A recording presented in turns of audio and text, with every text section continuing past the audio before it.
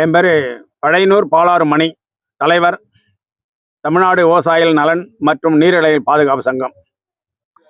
நாங்கள் நீர்நிலைகளை பாதுகாப்பு எங்கள் சங்கம் முக்கிய முன்னெடுப்பு பண்ணி கடந்த 5 ஆண்டுகளுக்கு மேலாக அரசு அணுகிய போது பொதுப்பணியாளர்களும் நிதி இல்லை அப்படிங்கிற காரணம் காமிச்ச ஒரே காரணத்துக்காக நாங்கள் எங்களுடைய தொடர் முயற்சினால எக்ஸ்னோரா அமைப்பு நாங்கள் அணுகி அவங்க மூலியமா நாங்கள் CSR ஃபண்டை பெற்று கடந்த 23-24 ஒரு 8 கிலோமீட்டர் தூர்வாரணும் நீர்நிலையை. இப்போ இந்த வருஷம் 7 கிலோமீட்டர் தூர்வாரி இருக்கோம்.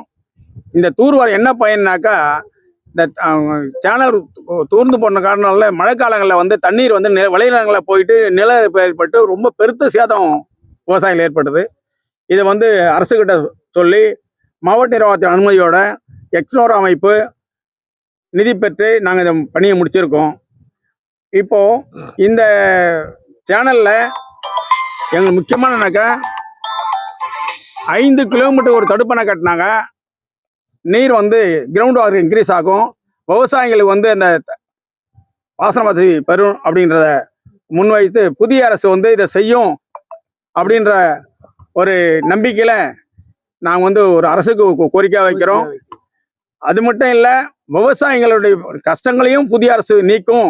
உதாரணத்துக்காக நெல் கொள்முதல்ல இது இன்றையோரும் அரசியல் கட்சிகள் சில பணம் வசூல் பண்றாங்க, எந்த ஒரு அரசு உத்தரவுமின்றி. அதையும் புதிய அரசு தடுத்து நிறுத்தணும்னு பிரதான கோரிக்கையா வச்சு எங்களுக்கு அரசு விவசாயிகளுக்கு முழு ஒத்துழைப்பு தரணும்னு கேட்டுக்கிறேன். நன்றி, வணக்கம்.